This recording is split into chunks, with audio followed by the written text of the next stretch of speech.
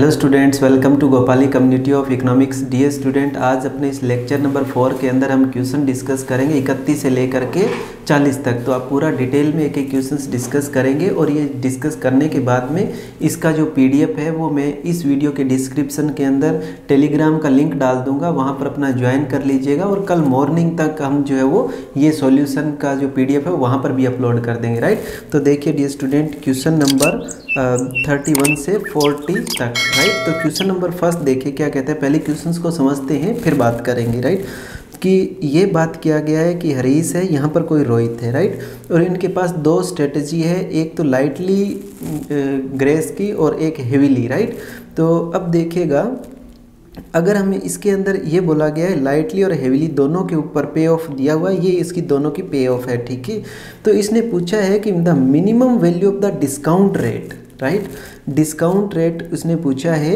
Under the infinite repetition of the game where the threat strategy. अब देखिएगा, thread strategy is a सब game perfect नेस equilibrium. ये क्या होती है हम डिस्कस करेंगे। ठीक है, and both farmer graze their animal lightly, यानी कि लाइटली पर हमें फाइंड आउट करना है डिस्काउंट रेट। राइट, तो पहले देखिएगा, अगर हम नेस इक्विलिब्रियम देखते हैं तो कैसे फाइंड आउट करेंगे। देखिए स्टूडेंट कि ये क्या बोल रहा है कि एक्सपोज कर लेते हैं कि हरीश जो है वो ये ऑप्शन चूज करता है, तो रोहित के पास ये दो ऑप्शन है, तो वाजिब सी बात है रोहित को इसमें फ़ायदा है हेवी करने के अंदर। अगर रोहित अगर ये रखता है तो इसके अंदर भी रोहित को यही फार्मूला, यही बेनिफिट है, तो इसका मीनिंग हरीश चाहे कुछ करे, रोहित को जो बेनिफिट है वो हेवी के अंदर है। राइट, इसी तरह अगर हम हरीश का फाइंड आउट करें तो देखिए, अगर रोहित को ये मान लेते हैं तो इसका देखते हैं तो ये 40 55, तो इसको इसमें फ़ायदा है।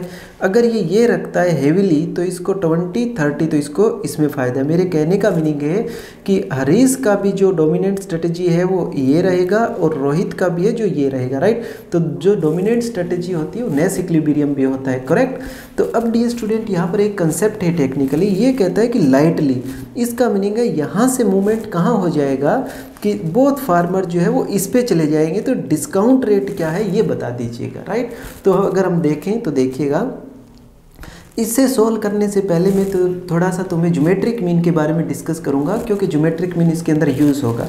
एक कोई सीरीज़ है, उसका देखिए फर्स्ट जो है वो a, second a r square, a r cube, so on. तो देखिए अगर दो सीरीज़ के दो आए तो इसके अंदर जो लास्ट दो आए तो इसके ऊपर पावर 1 आई, इसका मीनिंग अगर n आएंगे तो n-1 हुई। राइट, तो हम क्या करते हैं कि इस n का हम लोगों को टोटल हमें n लोगों का समेशन देखना है। तो मैं क्या करता हूँ, इसी सीरीज़ को r से मल्टीप्लाई करवा देता हूँ, तो ये सीरीज़ r से मल्टीप्लाई होकर के ऐसी बन गई। अब ऊपर वाली सीरीज़ के अंदर से नीचे वाली सीरीज़ को माइनस कर देते हैं। राइट, तो ये सब तो कैंसिल हो गए, जो बचेगा वो हमारे पास एक ये और एक यहाँ से सीरीज़ का। राइट, इन दोनों को लिख लिया। इनको लिखने के बाद यहाँ से हमने s कॉमन ले लिया तो 1 माइनस आर बच गया, यहाँ से a कॉमन ले लिया 1 माइनस आर की पावर n बच गया। तो एस समेशन आ गया। हमें कोई ज्योमेट्रिक प्रोग्रेस की क्यों सीरीज़ है, क्योंकि इसके अंदर हमारा r जो है वो कॉन्स्टेंट है। देखिए, अगर मैं इसको इससे डिवाइड करूं तो r बचता है, इसको अगर मैं इससे डिवाइड करूं तो r बचता है। ठीक है, तो ये हमारा आ गया ज्योमेट्रिक प्रोग्रेस कोई सीरीज है जिसकी हमने समेशन ले लिया।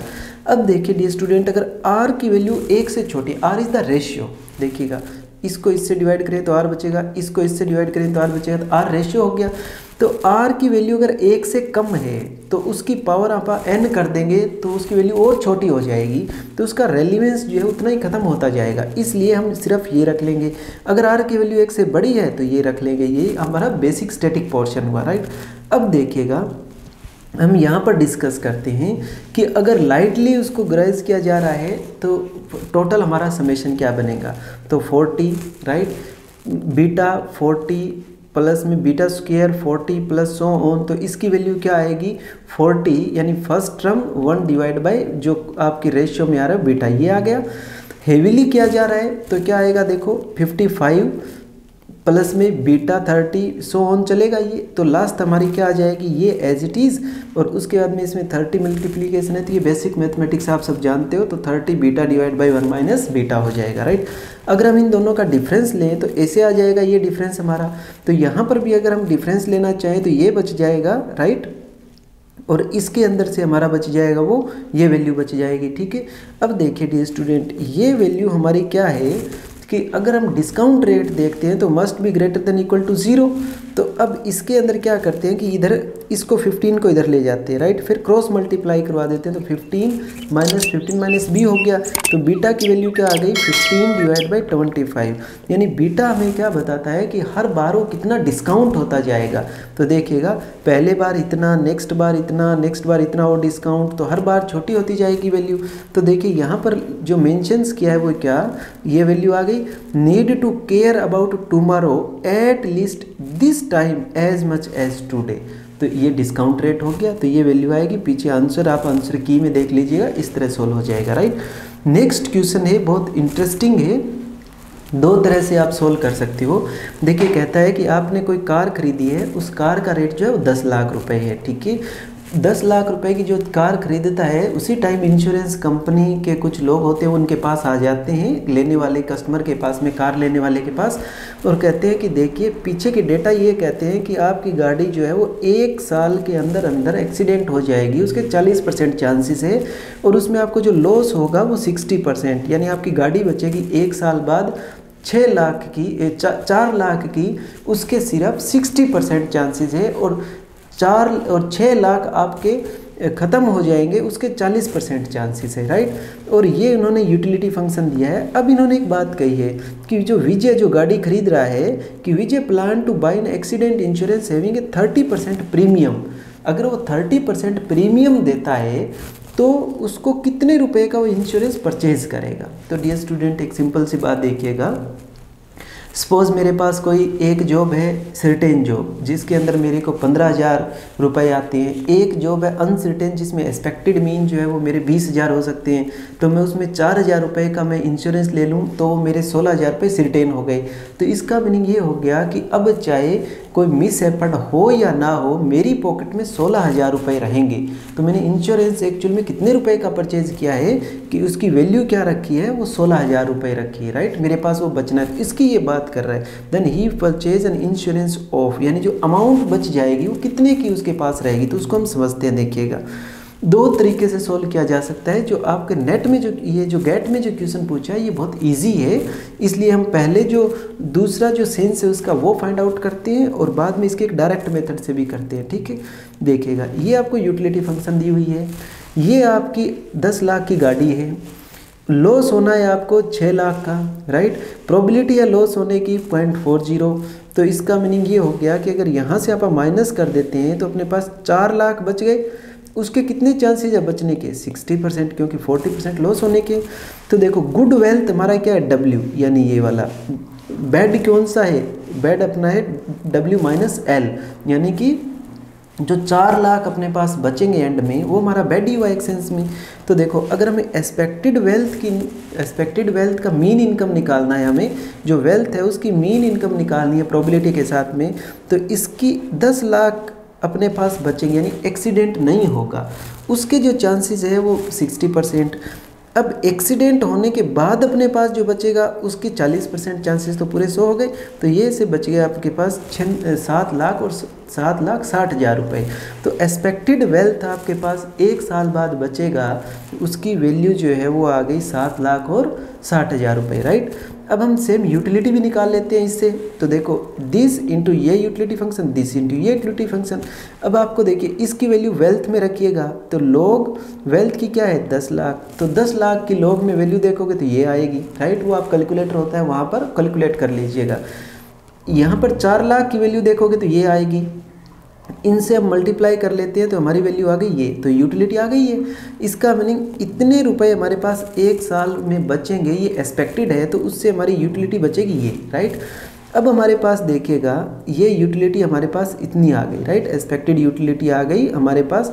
अब हम क्या करते हैं कि कितने का जो है वो हम इंश्योरेंस खरीदें ताकि हमारी यूटिलिटी सेम रहे।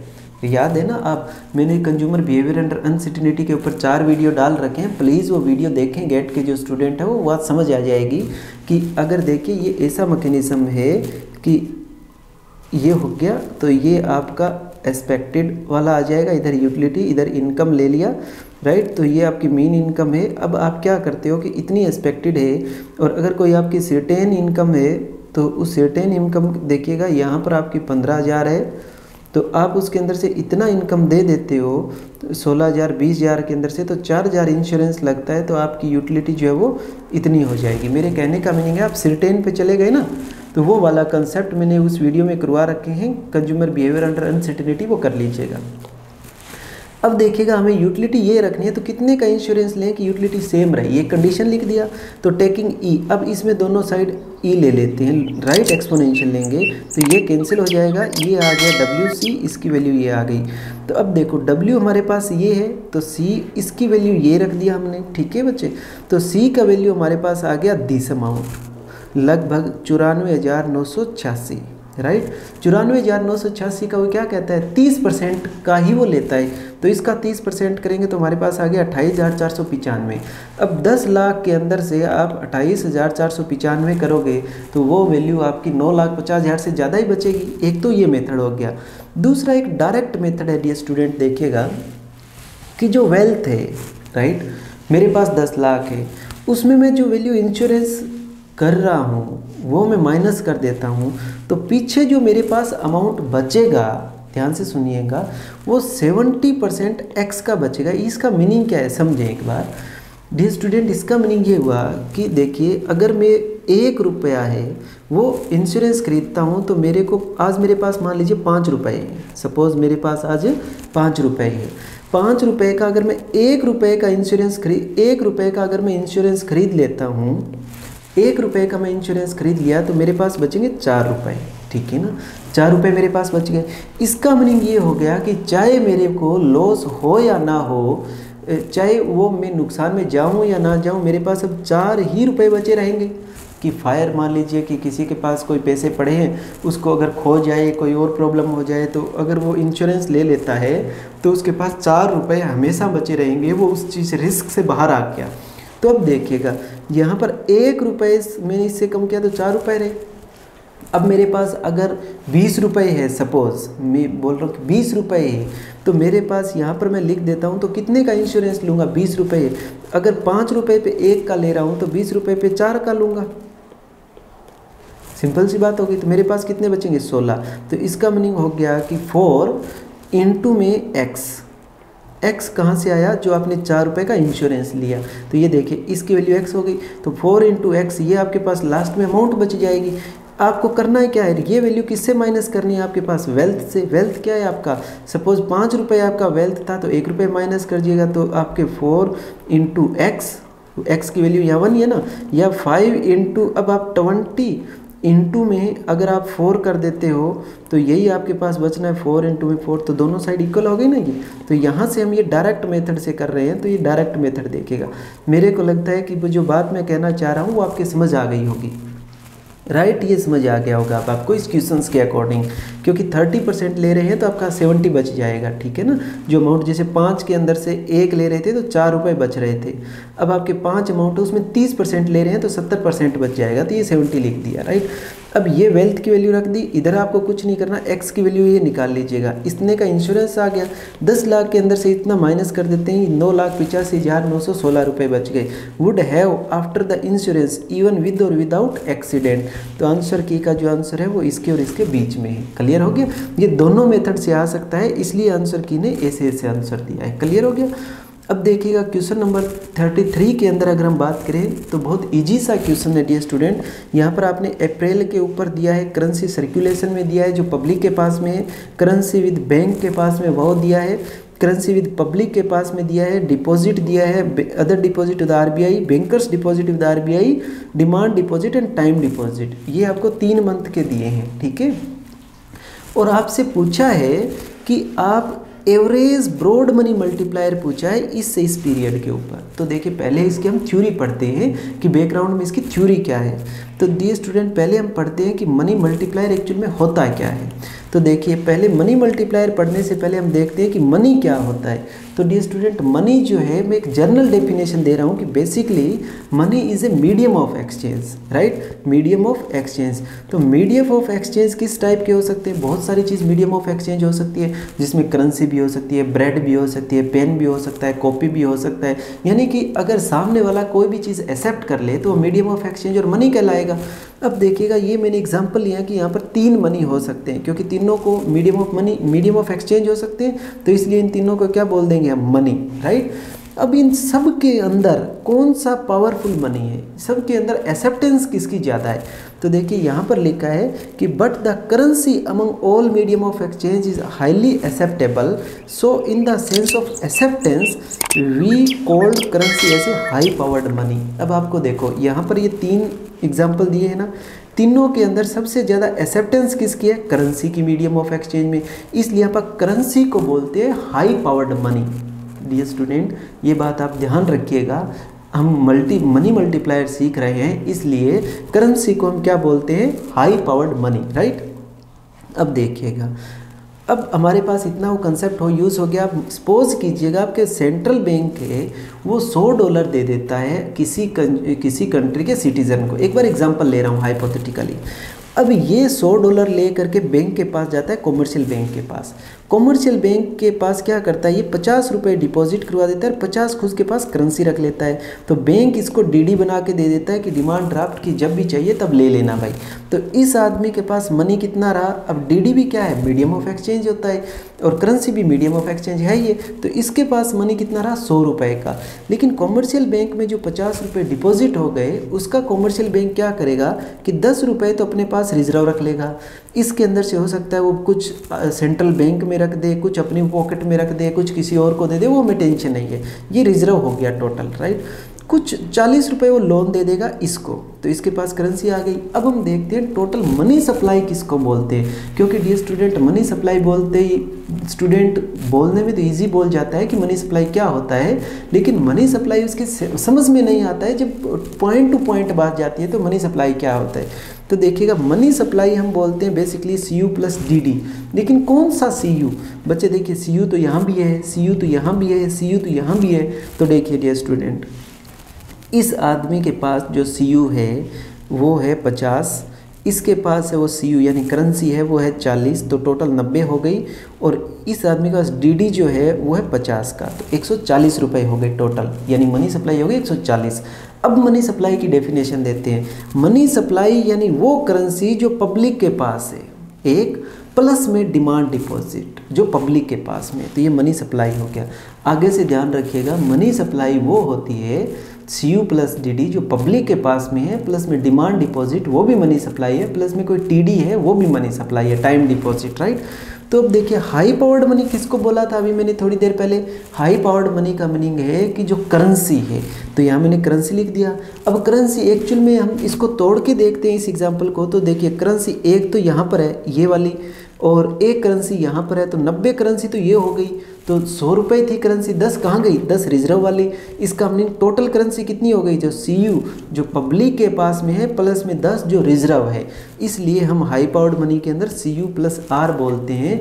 बच्चे ये रटने की ज़रूरत नहीं है आपको, पहले ऐसे समझो हाई पावर्ड मनी का मीनिंग करेंसी, बाद में उसको तोड़ दिया गया है कि वही 100 रुपये से 90 रुपये पब्लिक के पास है, 10 रुपये रिजर्व में है, इसलिए CU प्लस R वो करेंसी जो पब्लिक के पास है, वो करेंसी जो रिजर्व में रख रखा है बैंकों ने, तो उसको हम क्या बोल देते हैं, हाई पावर्ड मनी। अब मनी मल्टीप्लायर क्या होता है कि सेंट्रल बैंक ने आपको $100 दिए, लेकिन इकोनॉमी के अंदर जो $100 से क्रिएट हो गए 140, यानी 1.4 टाइम्स क्रिएट हो गए। ये किसने क्रिएट किया, कॉमर्शियल बैंक ने, तो इसलिए हम इस टॉपिक का नाम देते हैं मनी क्रिएशन बाय बैंक। तो ये जो है वो आपका जो सिलेबस है गेट का उसमें क्लियर मेंशन है, वहाँ से ये क्वेश्चंस पूछा गया है। तो डियर स्टूडेंट देखिएगा अभी हम इसमें क्या करते हैं, हमारे वाले क्वेश्चंस के अंदर निकालते हैं कि हम कैसे करते हैं। तो M1 निकालते हैं अप्रैल के लिए। अब ब्रॉड मनी पूछा है तो आपको पता है M1 और M2 आपका नैरो मनी होता है, इजीली कन्वर्टेबल होता है, इसलिए M3 और M4 जो है वो ब्रॉड मनी होता है। तो ब्रॉड मनी में CU plus DD plus TD ले लिया, यही दिया हुआ था। तो देखिए फर्स्ट का आप साथ के साथ वो क्वेश्चंस देखते रहिएगा क्वेश्चन पेपर, तो साथ के साथ CU देखिएगा ये वैल्यू है, राइट, करेंसी विद पब्लिक। आप इसमें कंफ्यूज मत हो जाइएगा बच्चे। देखिए आप ऐसा कर सकते हैं कि करेंसी इन सर्कुलेशन, नहीं, हमें यहाँ से चलना है क्योंकि थ्योरी यहाँ से बनाई है। हालांकि ये इसके अंदर ये ऐड करोगे ना तो टोटल यही बन जाएगा, इसलिए कंफ्यूज करने के लिए आपको दिया हुआ है। तो हमें ये लेना है, ये लेना है करेंसी विद हमें लेना है, देखिए CU दिस, फिर हमें ये लेना है और ये लेना, 3 मनी सप्लाई आ गई, राइट। हाई पावर्ड मनी के अंदर हमें क्या लेना है, this cash with bank this this and this, ये हमें लेना है और ये डिवाइड करवा देंगे। तो देखो ये रहा, ये हमने तीनों को लिया, फिर इसको इनको लिया, ये तीनों हमने जोड़ करके डिवाइड करवा दिया। हमारे 3 राउंड फिगर डेसिमल तक हमें राउंड फिगर में लेना है, तो वो हमारा आ गया 5.600 आ गया, राइट। इसी तरह M2 करेंगे सेम मैकेनिज्म से, तो ये आ गया अपना राउंड फिगर में लेंगे 5.500। जून का लेंगे तो यही हमारा जून का आ गया इस तरह से, तो ये आंसर हो गया। अब हम एवरेज देखना है तो तीनों को जोड़ के 3 से डिवाइड कर लेंगे तो 5.00 आ गया। आंसर की में भी आपके ये तीनों लिमिट जो है वो हमारी सेफ हो रही है, राइट, ये जो है वो लिमिट हो रही है। तो एक डियर स्टूडेंट मैं आपको और बोल रहा हूँ कि जो भी आप क्वेश्चंस करते हैं गेट का, वो आंसर की भी साथ में देखेगा, तभी आपकी क्रॉस चेक हो पाएगी, राइट। अब हमारा ये क्वेश्चंस हो गया। तो डियर स्टूडेंट देखिए, thank you for your attention to this video, right. अब देखिएगा डियर स्टूडेंट, हम 34 नंबर क्वेश्चंस करते हैं, राइट। 34 नंबर में अंदर देखिएगा, एक आपको मॉडल दे दिया, ये वाला मॉडल है, राइट। उसी मॉडल का एक वर्जन और दे दिया जिसके अंदर आपका β3, β4 और β5 जो है वो आपको 0 दे दिया है, right. R square first model के लिए हमें ये दे दिया, सेकंड मॉडल के लिए आर स्क्वायर ये दे दिया, और पूछा है टेस्ट स्टैटिस्टिक्स निकालो। हमें पूछा है टेस्ट स्टैटिस्टिक्स निकालो। तो देखिएगा डियर स्टूडेंट, जब आपका एक से ज़्यादा रिग्रेशन वैल्यू हो तो मल्टी के लिए हम यूज़ करते हैं एफ टेस्ट, बहुत ईजी सा है। तो देखिए डियर स्टूडेंट, यहाँ मैंने इसको ऐसे लिख करके, एक बात ध्यान से देखते जाइएगा, आपको मैंने इस जस्ट एक मोमेंट, यहाँ पर इसको ऐसा लिख करके मैंने यहाँ पर लिखा है अनरेस्ट्रिक्टेड मॉडल, यानी इस मॉडल में हमने कोई भी बीटा को 0 नहीं बनाया है, इसलिए हम इसको बोलते हैं अनरेस्ट्रिक्टेड, राइट। दूसरा जो हमें मॉडल दिया गया है उसमें कहा गया है कि ये आपके 0 हैं, इसलिए हमारा ये मॉडल कहलाएगा रेस्ट्रिक्टेड मॉडल, राइट। तो इसका हमने अनरिस्ट्रिक्टेड मॉडल के आर स्क्वायर की वैल्यू ये है और रिस्ट्रिक्टेड मॉडल के आर स्क्वायर की वैल्यू ये है। क्लियर हो गया। अब देखिएगा हाइपोथेसिस टेस्ट दे रखा है हमें कि β3, β4, β5 इज इक्वल टू 0, जस्ट एक मोमेंट, ये दे दिया इज इक्वल टू 0, ये नल हाइपोथेसिस दे दिया। तो मैं अल्टरनेटिव बनाऊंगा तो क्या बनाऊंगा कि alternative hypothesis βi0 is not equal to 0, और ये जो i जो है वो बिलोंग करेगा 3 to 5, यानी ये जो है वो 0 के इक्वल नहीं है, क्योंकि यहाँ देखो ये वैल्यू है ना, इसलिए मैंने ये 3 to 5 लिखा है, राइट। तो अब देखिएगा डियर स्टूडेंट, एफ टेस्ट आपको पता है, सम ऑफ स्क्वायर ऑफ रेस्ट्रिक्टेड जो आपको लेना है, रेजिडुअल का लेना है, तो आप इसका लोगे सबसे पहले, राइट। तो ये वैल्यू माइनस ये वैल्यू डिवाइड बाय इसके अंदर डिग्री ऑफ फ्रीडम, तो इंडिपेंडेंट आइटम कितने रहेंगे P माइनस के। इसका जो एफ टेस्ट का जो वीडियो है वो मैं आगे आने वाले दिनों के अंदर डिटेल में डालूंगा, रियल एग्जांपल लेकर के, जिसको एक वीडियो देखने के बाद आपको दोबारा से वीडियो देखना नहीं पड़ेगा कि एफ टेस्ट, या दोबारा से याद नहीं रखना पड़ेगा कि एफ टेस्ट कैसे फाइंड आउट होता है, राइट। तो ये इसका डिग्री ऑफ फ्रीडम आ गया, ये इसका डिग्री ऑफ फ्रीडम आ गया, ये फॉर्मूला यहाँ पर हमने लगाया तो ये वैल्यू हमारी आ गई f is equal to 21.310, right. ये हमारा यहाँ से आंसर आ जाएगा। तो नेक्स्ट क्वेश्चन देखिएगा डियर स्टूडेंट, 35 नंबर क्वेश्चन पे अगर हम डिस्कस करें तो हमें एक क्या बोला है कि कॉम्पिटेटिव मार्केट है वे डिमांड एंड सप्लाई ये दिया हुआ है, ठीक है। अगर टैक्स पर unit of output that maximise the tax yields, यानी ऐसा टैक्स फाइंड आउट करो जो गवर्नमेंट को रेवेन्यू मैक्सिमाइज कर दे। बहुत ईजी सा क्वेश्चन है, देखिएगा ये डिमांड दे दिया, राइट। अब हम डिमांड के अंदर पहले प्राइस निकाल लेते हैं। तो देखिए डियर स्टूडेंट, उसको दोबारा से सेट करेंगे, तो ये हम उठा करके इधर ले आए, इसको हम उठा करके इधर ले गए, राइट। अब क्या हुआ डियर स्टूडेंट कि ये आपका 2 इधर करवा दिया, आपका ये आ गया, तो P की वैल्यू आपकी ये आ गई, इक्वेशन नंबर फर्स्ट आ गई। सप्लाई के अंदर भी प्राइस निकाल लेते हैं तो ये आ गई। अब हमारा टैक्स लग जाता है, तो आपको पता है कि जब टैक्स लगता है ना ये वाला, तो टैक्स लगता है तो सप्लाई साइड जो है वो डाउन अप चली जाती है, आपको पता है कॉस्ट साइड से बढ़ेगी, राइट। तो हमारा सप्लाई साइड बढ़ेगी, इसलिए मैंने क्या किया है कि टैक्स लगा करके इस सप्लाई साइड के अंदर टैक्स जोड़ दिया। अब डिमांड और सप्लाई इक्वल होगी, राइट। तो देखिएगा इक्विलिब्रियम पॉइंट पे इन दोनों इक्वेशन को इक्वल रख दिया। जब इन दोनों पॉइंट को हमने इक्वल रखा तो यहाँ से हमने टी के लिए सोल्व कर लेंगे क्यू, और जो वैल्यू है वो सोल्व होकर के हमारी जो है, अब देखिएगा इसको हम सोल्व करते जाएं तो ये वैल्यू आती जाएगी, राइट। तो अब हमारा ये वैल्यू आ गई क्वांटिटी की, राइट। अब क्वांटिटी के साथ में हमें देखना है कि गवर्नमेंट का रेवेन्यू, जो गवर्नमेंट का जो रेवेन्यू होता है वो क्वांटिटी, डियर स्टूडेंट देखिए क्वांटिटी इनटू में टैक्स ही गवर्नमेंट का रेवेन्यू होगा ना, क्योंकि अगर क्वांटिटी सेल नहीं हुई तो गवर्नमेंट के आएगा क्या, तो क्वांटिटी सेल होगी तभी उसके रेवेन्यू आएगा ना। तो क्वांटिटी कितना और रेवेन्यू कितना, अब देखिएगा, एक मिनट, जस्ट एक मोमेंट में डिस्कस कर रहा हूँ आपसे। ये वाला स्ट्रक्चर था, इधर प्राइस, इधर क्वांटिटी, ये सप्लाई, ये डिमांड। अब आपका ये टैक्स लग गया। तो डियर स्टूडेंट, इतनी क्वांटिटी यानी दिस इनटू में दिस, यानी ये गवर्नमेंट के जाएगा ना। तो हमें इसलिए क्वांटिटी हमने फाइंड आउट कर ली। अब हम क्या करते हैं कि इसके क्वांटिटी के साथ में क्या मल्टीप्लाई करवा देते हैं, टैक्स। इस क्वांटिटी के साथ में टैक्स, तो गवर्नमेंट रेवेन्यू आ जाएगा। तो ये करते ही आ गया। अब हमें कहा है कि गवर्नमेंट रेवेन्यू मैक्सिमम होना चाहिए। तो जब जहाँ मैक्सिमम होगा वहाँ मार्जिनल रेवेन्यू क्या हो जाएगा, 0। तो देखिएगा, इसका हम डेरिवेटिव ले लेते हैं। तो टी, इसका 8 आ गया, ये 8/3 आ गया, must be equal to 0, t is equal to 3। टैक्स आंसर आ गया। ठीक है डियर स्टूडेंट, ये 3 आंसर आपका आंसर की में है, राइट। अब देखिएगा, अगर 36 नंबर क्वेश्चन हम डिस्कस करें तो डियर स्टूडेंट 36 नंबर क्वेश्चन के अंदर बड़ा इजी सा क्वेश्चन है। आपको कहा गया है कि एक कोई मोनोपोली पेटेंट है किसी के अंदर, राइट, और वो जो डिमांड जो है वो इस तरह से वर्क करता है, राइट। और ये जो है वो इसके अंदर मेंशन किया गया है एडवर्टाइजिंग एक्सपेंडिचर। प्रोडक्शन साइड यानी कॉस्ट साइड जो मैकेनिज्म है वो ये दिया गया है। एक फर्म की ऑप्टिमल चॉइस बताओ, ऑप्टिमल चॉइस के ऊपर उसका एडवर्टाइज एक्सपेंडिचर का और सेल्स रेवेन्यू का जो रेशियो है वो क्या रहेगा। तो देखिए, बहुत इजी सा कंसेप्ट है। हमें ये जो है वो डिमांड साइड दी गई है, प्रोडक्शन साइड दी गई। पहले हम प्रॉफिट निकाल लेते हैं, ठीक है। तो प्रॉफिट के अंदर देखो डियर स्टूडेंट, ये हम प्रॉफिट होता है total revenue minus total cost. Total revenue यानी क्वांटिटी इनटू प्राइस। तो ये क्वांटिटी हो गई, इसको मैंने प्राइस से मल्टीप्लाई करवा दिया, यहाँ पर क्वांटिटी की वैल्यू रख दी, तो ये आ गया टोटल कॉस्ट। तो यहाँ से हमने ये पाई फाइंड आउट किया। पाई के अंदर कर ली प्राइस चेंज होने से, क्योंकि हम जब एक्सपेंडिचर करेंगे तो हमारी कॉस्ट तो बढ़ती जाएगी ना, वो एडवर्टाइज करेंगे तो प्राइस के चेंज होने से प्रॉफिट कितना चेंज होता है। क्लियर हो गया ये। तो देखिएगा, हमने इस कर ली यानी पार्शियल डेरिवेटिव ले लिया प्रॉफिट के रिस्पेक्ट में, और पार्शियल डेरिवेटिव लेने के बाद वो किसके इक्वल रख दिया, 0, क्योंकि प्रॉफिट मैक्सिमाइज करना है, राइट। तो यहाँ से P अपना आ गया 80। अब इस P का यूज़ करेंगे डियर स्टूडेंट कि मैंने जो फर्स्ट इक्वेशन थी यहाँ पर P की वैल्यू रख देते हैं, तो हमारे पास Q ये आ गया, राइट। कॉस्ट वाले के अंदर रख देते हैं तो ये कॉस्ट आ गया। अब टोटल रेवेन्यू निकालना है, P to Q, right. P ये है और Q की वैल्यू ये है, तो ये 1200, ये 1600 और समथिंग आ गया। टोटल कॉस्ट हमारी ये 1200 और ये आई हुई है, राइट। तो प्रॉफिट हमारा यहाँ से क्या आ गया, दिस।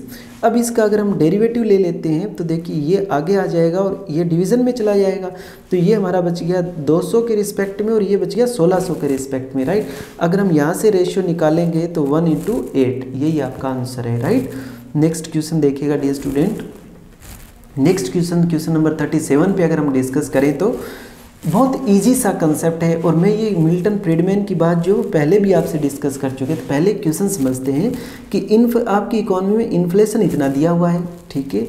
इन्फ्लेशन के अंदर, right, inflation rate, growth of velocity जो है वो मनी की ये दी हुई है, राइट, और जीडीपी का ग्रोथ रेट ये वाला है। क्लियर है ना। अब देखिएगा डियर स्टूडेंट कि मिल्टन फ्रीडमैन का के परसेंटेज रूल, ये हम डिस्कस करेंगे कि के परसेंटेज रूल क्या होता है। तो growth rate of the money supply for maintaining the stable price rate, बहुत इजी कंसेप्ट है। आपने MV = PT पढ़ा होगा, जो फिशर की इक्वेशंस है, उसी इक्वेशंस को मिल्टन फ्रीडमैन ने भी ट्रीट किया है, जिसको restatement of quantity theory of money बोलते हैं। उसमें थोड़ा सा चेंजेस है, लेकिन लॉन्ग रन के अंदर बेसिकली मिल्टन फ्रीडमैन ये बोलता है कि आपका लॉन्ग रन में क्लासिकल थॉट ही चलेगी, राइट। तो अब देखिएगा स्टूडेंट, अगर मैं इसके अंदर लॉग ले लेता हूँ, आपको मैंने एक वीडियो डाल रखा है कि एक्सपोनेंशियल क्या है, और उसी के अंदर मैंने लॉग को भी डिस्कस कर रखा है, वो वीडियो जरूर देखिएगा, और इस वीडियो के डिस्क्रिप्शन में मैं डाल दूंगा। तो ये क्वेश्चंस देखने से पहले जो बच्चा डेप्थ में जाना चाहता है वो वीडियो देखें, इस वीडियो के डिस्क्रिप्शन में वो है, राइट। तो मैं लॉग ले लेता हूँ क्योंकि लॉग ग्रोथ रेट बताता है, तो आपको पता है ये मल्टीप्लिकेशन में तो प्लस हो जाएगा, इधर भी हो जाएगा, राइट। अब हमने पीछे जो एक मिल्टन फ्रीडमैन का क्वेश्चन आया था इसी गेट के एग्जाम में, वो मोनेटरिस्ट के नाम से आया था। तो उसमें एक बड़ा hard and fast rule Milton Friedman कहता है कि इकोनॉमी को अगर आपको स्टेबल रखना है तो जिस रेट से आपकी जीडीपी ग्रोथ कर रही है उसी की रेट से आप जो है मनी सप्लाई बढ़ाते रहिएगा, ताकि प्राइस रेट कांस्टेंट रहेगा, राइट। तो देखिएगा ये रूल कहलाता है के परसेंटेज रूल, राइट। अब देखिएगा डियर स्टूडेंट, जीडीपी आपकी बढ़ रही है 6% से, तो वेलोसिटी बढ़ रही है 2% से, राइट। तो यहाँ पर लिख देते हैं कि जीडीपी में ग्रोथ है आपका बेसिकली 6%, और वेलोसिटी बढ़ रही है 2% से, प्राइस को क्या रखना है कांस्टेंट, तो इसकी वैल्यू निकालनी है, तो ये तो कांस्टेंट ही रह गया तो इसमें नो चेंज। तो अब आपका देखिए 6 और इधर जा करके माइनस में 2, तो परसेंटेज वैल्यू क्या बच जाएगी 4%, ये आपका आंसर आ जाएगा, राइट। नेक्स्ट देखिएगा 38 नंबर क्वेश्चंस के अंदर हम डिस्कस करते हैं डियर स्टूडेंट कि long run cost of all identical firm, बहुत इजी कंसेप्ट है कि ये सभी फर्मों का कॉस्ट है। तो जो ये स्मॉल क्यू है ये रिप्रेजेंट करता है एक फर्म का प्रोडक्शन, राइट, और मार्केट की जो डिमांड कर्व है वो ये है, यानी ये बड़े वाला जो क्यू दिया है कैपिटल, ये रिप्रेजेंट करता है मार्केट की डिमांड और सप्लाई को, राइट। तो इसने पूछा नंबर ऑफ फर्म। एक बार डियर स्टूडेंट मार्केट को समझिएगा, देखिए परफेक्ट कॉम्पिटिटिव जो स्ट्रक्चर होता है जिसमें आप ये फिगर पढ़ते हो, ये परफेक्ट कंपटीशन नहीं है, ये परफेक्ट कॉम्पिटिटिव स्ट्रक्चर की एक फर्म है, इसलिए मैंने यहाँ पर मेंशन किया है फर्म अंडर परफेक्ट कंपटीशन, क्योंकि ये जो इसको प्राइस मिला है ये मार्केट से मिला है, ठीक है ना। ये जो प्राइस इसको मिल रहा है ये मार्केट ने डिटरमाइन करके दिया है। हालांकि हम पढ़ते उल्टा हैं, बाद में अलग चीज़ समझ आती है कि हाँ पहले हम ये पढ़ने लगते हैं और फिर मार्केट बनाते हैं, लेकिन बाद में जब बात समझ आती है तो ये समझ आती है कि मार्केट से ये प्राइस आया है, ठीक है। तो देखिए डियर स्टूडेंट कि ये फर्म हो गया, राइट, और इसने अब बहुत सारी फर्म होती है लेकिन सभी फर्म की कॉस्ट आपको पता है एक जैसी होती है, परफेक्ट कॉम्पिटिटिव स्ट्रक्चर में प्राइस भी एक जैसा होता है। तो कॉस्ट और प्राइस जब एक जैसा हो गया तो आपको पता है प्राइस गिवन है और कॉस्ट सबकी सेम है, तो एम आर और एम सी जहाँ वो कट करते हैं वहाँ क्या होता है, तो जब एम सी सभी की सेम है और प्राइस भी सभी का सेम है तो एम आर भी सभी का सेम हो गया। इसका मीनिंग जो प्रोडक्शन होगा वो सभी का क्या होगा इक्वल, सिंपल सी बात हो गई। तो हम यहाँ क्या करते हैं कि अंडर परफेक्ट कंपटीशन एक कंडीशन आपको पता है कि ये तीनों इक्वल होते हैं, तो हम पहले निकालते हैं एमसी, तो टोटल कॉस्ट के अंदर डेरिवेटिव लेके एमसी निकाल लिया, फिर एसी निकालते हैं तो टोटल कॉस्ट को क्यू से डिवाइड करवा दिया तो एसी आ गया। अब हमें पता है ये दोनों इक्वल होते हैं, इनको इक्वल रख के हमें क्वांटिटी की वैल्यू निकाल ली। अब आपको एक बात मालूम है, एक फर्म ने अगर 1 क्वांटिटी पैदा किया तो सभी फर्म ने कितनी पैदा किया है 1 ही 1 किया है। तो अगर हम MC के अंदर वो 1 वैल्यू रख देते हैं तो ये इस MC की वैल्यू आ गई दिस, तो प्राइस भी आपका क्या होता है MC के इक्वल होता है, तो प्राइस भी आ गया। यहाँ पर हम क्या करेंगे कि इस फिगर के अंदर हम प्राइस जो हमारा फाइंड आउट हुआ है वो प्राइस हम लिख देते हैं 23.5, राइट। अब हम इसको क्यू के लिए सोल्व करते हैं तो ये हमारी क्यू की वैल्यू आ जाएगी, ठीक है। जब क्यू की वैल्यू टोटल मार्केट की क्यू की वैल्यू आ गई और हमें मालूम है कि एक फर्म जो है वो पैदा करती है 1 और टोटल जो सप्लाई हो रही है वो 9606 हो रही थी, इसका हमने टोटल फर्म भी कितनी है 9606, तो ये आंसर आ जाएगा, ठीक है डियर स्टूडेंट। अब हम क्वेश्चन नंबर 39 करते हैं जो कि बहुत इंटरेस्टिंग है, इनपुट आउटपुट मॉडल है, और जब हम क्लास में करते हैं तो ये मेरे वन ऑफ द बेस्ट जो नज़दीक मॉडल रहते हैं उनके अंदर से मॉडल है। तो डियर स्टूडेंट इसमें हम थोड़ा पहले थ्योरी डिस्कस करते हैं, राइट। देखिएगा डियर स्टूडेंट ये इनपुट आउटपुट मॉडल है क्या। ये इनपुट आउटपुट मॉडल बेसिकली ऐसे समझें कि आपकी कंट्री के अंदर कोई सपोज करते हैं पहले कि कोई 2 फर्म है, राइट।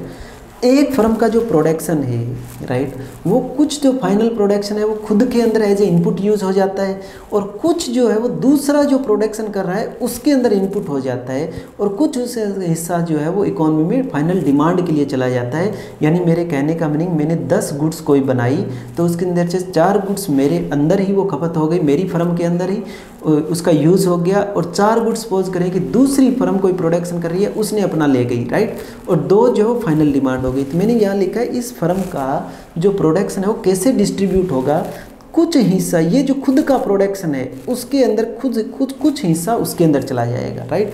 तो ये देखिएगा इसकी वैल्यू मान लीजिए इसने 10 प्रोडक्शन किया तो 0.4, तो 10 का 0.4 तो ये वैल्यू 4 आ गई ना, तो इस 10 के अंदर से 4 इसके अंदर लग गया। इसने मान लीजिए कोई 20-25 कुछ भी प्रोडक्शन किया उसके अंदर कितना हिस्सा गया है हमारा, तो वो हमने फाइंड आउट किया कि अब उसके अंदर 0.4 लेके गया तो इसके अंदर भी लग गया, सो ऑन। जितनी अगर n फर्म है तो n का आ जाएगा तो टोटल 10 के इक्वल आ जाएगा, राइट। तो ये D1 हो गया। इसी तरह दूसरी फर्म, तीसरी firm, so on, n firm हो गई ना, राइट। अब हमें इसमें क्या फाइंड आउट करना है डियर स्टूडेंट, हम ये फाइंड आउट करेंगे कि X1 की सारी फर्म साइमल्टेनियसली कितना प्रोडक्शन करे कि उनका जो दूसरी फर्म के अंदर इनपुट बन रहा है और फाइनल डिमांड में जा रहा है तो साइमल्टेनियसली इक्वल आ जाए। इसको बोलते हैं इनपुट आउटपुट मॉडल, इक्विलिब्रियम आ जाए, राइट। तो देखिए हम क्या करते हैं, इसको उठा करके इधर ले आते हैं, राइट।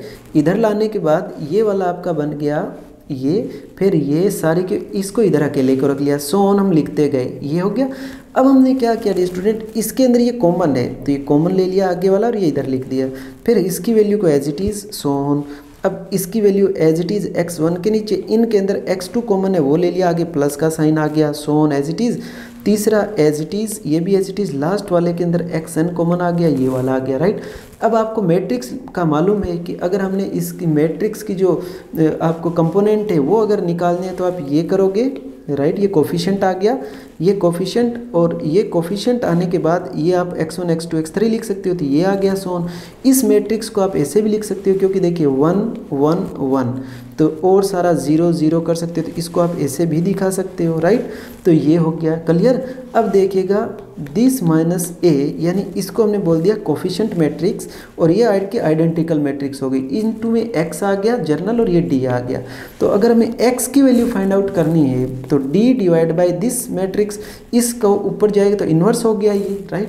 तो पहले हम इस मैट्रिक्स का इन्वर्स निकालते हैं। अब आपका क्वेश्चन देखिएगा क्या है। क्वेश्चन ये कहता है कि ये यूज़र है, ये प्रोड्यूसर है, राइट। तो देखिए एग्रीकल्चर प्रोड्यूसर भी है, एग्रीकल्चर के अंदर यूज़र भी है, दूसरा मैन्युफैक्चरिंग प्रोड्यूसर भी है और यूज़र भी है। तो मैंने अभी जो स्टोरी बताई वो क्लियर हो गया ना। और ये वैल्यू इनकी ये है, टोटल प्रोडक्शन ये है एग्रीकल्चर के अंदर, ये वैल्यू ये है, ये टोटल प्रोडक्शन है। ये कहता है फाइनल डिमांड जो डी है वो इसका 150 से 300 हो गया और 120 से 200 हो गया। तो बताएं एग्रीकल्चर का और मैन्युफैक्चरिंग का यानी एग्रीकल्चर का प्रोडक्ट जो है वो कितना रहेगा। तो देखिए डियर स्टूडेंट, हम क्या करते हैं, पहले हम मैट्रिक्स की जो कोफिशिएंट है उसकी वैल्यू फाइंड आउट करते हैं। तो आपको पता है एग्रीकल्चर का प्रोड्यूस करना इतना है, कितने परसेंटेज का, कितने की वैल्यू का इतना है, 1000 टोटल का इतना। दूसरे के अंदर कितना जा रहा है 350, उसका कितना प्रोडक्शन है 800, तो 800 का 350 जा रहा है, राइट। अब दूसरी हम देखें मैन्युफैक्चरिंग के अंदर इतना यूज़ हो रहा है, इतने प्रोडक्शन का, इतना यूज़ हो रहा है, इतने प्रोडक्शन का, राइट। तो ये हमने बना ली एक मैट्रिक्स, ये आ गई। अब इसका हमें निकालना है, इससे माइनस करना है, तो ये माइनस हो गई, ठीक है। माइनस होने के बाद हम इसका डिटर्मिनेंट लेंगे क्योंकि हमें तो इन्वर्स निकालना है ना। तो डिटर्मिनेंट लिया तो ये इसका डिटर्मिनेंट आ गया, आपको लेना आता है ये। अब हमें इसको फाइंड आउट करना है तो पहले हमें इसका एडजॉइंट निकालेंगे, राइट। एडजॉइंट निकालने के लिए आपको मालूम है ये कोफैक्टर हो गए, राइट। कोफैक्टर लेकर के इन कोफैक्टर को लिख करके इनका ट्रांसपोज ले लिया, तो ये इसका ट्रांसपोज आ गया। अब हमारा इसका इन्वर्स आएगा कि इस एडजॉइंट को अगर हम डिटर्मिनेंट से क्या करवा दें, डिवाइड करवा देते हैं। तो ये एडजॉइंट को डिटर्मिनेंट से मैंने डिवाइड करवाया तो ये वैल्यू आ गई ये, राइट। अब इसकी वैल्यू के साथ हमें ये मल्टीप्लाई करना है, तो ये नए वाले मल्टीप्लाई करेंगे। तो हमें सिर्फ एग्रीकल्चर का निकालना है, तो ये हो जाएगा। तो देखो this into this plus this into this, तो ये वैल्यू हमारी आ गई 1870। तो ये आंसर आपका राइट हो जाएगा, ठीक है डियर स्टूडेंट। और नेक्स्ट क्वेश्चन देखिएगा, बहुत इजी सा क्वेश्चन है। बाई वेरिएंट के अंदर एक्सपेक्टेड मीन निकालना है। तो बाई वेरिएंट डिस्ट्रीब्यूशन फंक्शन है, उसके अंदर आपका बेसिकली दो मैकेनिज्म से हो सकता है, डिस्क्रीट और कॉन्टिन्यूस। तो यहाँ से डिस्क्रीट ही है। ये आपको मैक्सिमम वैल्यू दिया हुआ है जेड का कि इसके अंदर से मैक्सिमम फाइंड आउट करना है। एक बात आप देखिएगा कि एक सैंपल्स कोई लिया गया, उसमें 3 सैंपल का साइज जो है 3 है, राइट, 3 है। और उनकी जो वैल्यू आएगी x के अंदर वो -1 आ सकती है और +1 आ सकती है, लेकिन 2 ही वैल्यू आएगी और इक्वल लाइकली है। तो 0.50 हो गया। तो देखिएगा इसके अंदर से इसकी वैल्यू 2 हो सकती है, ये हो सकती है, ये हो सकती है। मैक्सिमम फाइंड आउट करना ये हो गया।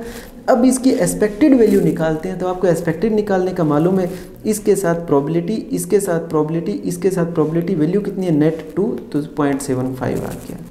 डियर स्टूडेंट, ये हमारे पूरे के पूरे क्वेश्चंस आ गए। अगर आपको किसी भी तरह का इंक्वायरी है तो डियर स्टूडेंट आप साइड में दिए हुए नंबर के ऊपर कॉल करके आप पूछ सकते हैं। अब हम रोज़ एक टॉपिक हम डिस्कस करेंगे, उसके रिगार्डिंग में आपको 1 या 2 क्वेश्चंस करवाऊंगा और 5 क्वेश्चंस आपको दूंगा और बाद में अपनी जो वेबसाइट है उसका लिंक दूंगा, वहाँ पर मैं क्वेश्चंस डालूंगा कि आज जो हमने वीडियो किया उसके आप क्वेश्चंस दीजिएगा। नेक्स्ट वीडियो में जब डालूंगा उसमें रोज़ में एक वीडियो डालता रहूँगा, तो आप उस टाइम आप डिस्कस कर लीजिएगा कि ये क्वेश्चन हमसे सॉल्व नहीं हुआ, तो हम उसी टाइम आपको जो टेलीग्राम का लिंक नीचे इस वीडियो में दिया हुआ है उसी के अंदर सोल्व करके उस ग्रुप के अंदर डालते रहेंगे। मैं आपको एक बात यकीन दिला रहा हूँ, आपको कहीं जाने की ज़रूरत नहीं है। आप पर्टिकुलर जस्ट जो मैं सीरीज़ करवाऊँगा वो करते जाइएगा और आपका गेट में स्कोर देख लीजिएगा, राइट। तो ठीक है डियर स्टूडेंट, आपने इस वीडियो को अटेंशन दिया, थैंक यू वेरी मच।